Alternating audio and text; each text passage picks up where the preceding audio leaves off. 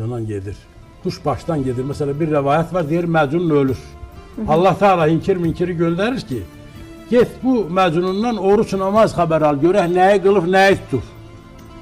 Məcnun inkir gəlir, ayıltıma duasını oxuyur, Məcnunu qaldırır qəbirdən, deyir, məni kişi göndərib, yaradana hesabat verməliyəm. Allaha cavabda həm də görüm oruçdan, namazdan nə qılıb, nə tutubsan, Məcnun başlayır gülməyə. Deyir, niyə gülürsən? Deyir, get, səni mənim yanıma göndərən Allah Teala'ya deynən ki, mənim başımda Leylinin eşqindən başqa, iğnə ulduzu böyüklükdə boş bir yer qoysam, gəlin məndən oruç namaz xəbər alırsın. Sevənin orucu da, namazı da, qibləsi də, Kəbəsi də, qaradaşı da, dünyası, yeri, göyü, kainatı da, hamısı eşqdir, sevgi də ondan başqa başında. Bax, o Allaha şükür ki, özünü çəkmədi, yoxsa elə mən də çöllərə düşərdim. Amma səhv eləmirəmsə, o dalğa 50 yaşında gəlmişdi Cəmxan müəllim. Yox, gəl çox dərinlərə etməyin, orada saxlayaq. Saxlaya bilərik. O ilk sevgi gəldi, 3 ay gəldi, keçdi. Gözəl.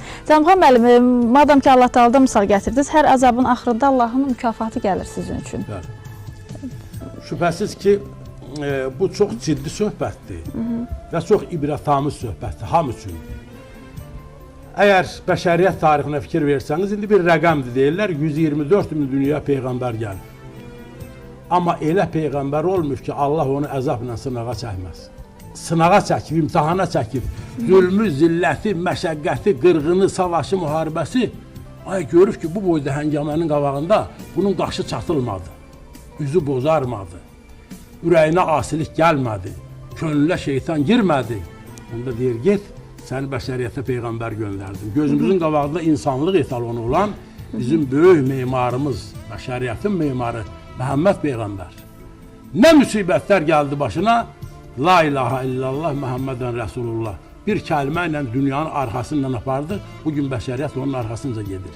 Dərinə fikir versən, təsəvvür eləyin ki, Yusuf Peyğəmbəri quyuya saldılar. Davud Peyğəmbərin bədəninə qurt yeritdilər. İsa Peyğəmbəri çarmıxa çəkdilər. Məhəmməd Peyğəmbəri daşqalaq elədilər. Nə o daşqalaq qaldı, nə o çarmıq qaldı, nə o quyu qaldı, nə o qurt qaldı. O sınaqlardan qalib çıxıb Allahın ətəyindən yapışan adamlar bəşəriyyət tarixinin müəllimi oldular, peyğəmbərləri oldular. Bununla həmin peyğəmbərlər öz həyatınla insanlara demək istəyir ki, nə qədər çətinə düşsən, nə qədər dara düşsən, əlini haqdan üzmə, Allahla ol, həqiqətlə ol, Allahla rabitən qırılmasın. Bir balaca ürəyin, böyrəyin ağrıyan kimi Allaha asi olma, şeytanın dalınca qaçma, özünü nizam saxla, səni yaradan yoxdan var eləyən Xaliq var, yaradan var. Sözün canı budur. Ona görə kim olursan ol, nə qədər Allah səni sınağa çəkirsə, bil ki o sınağın arxasında səni daha çox, daha böyük mükafat gözləyir.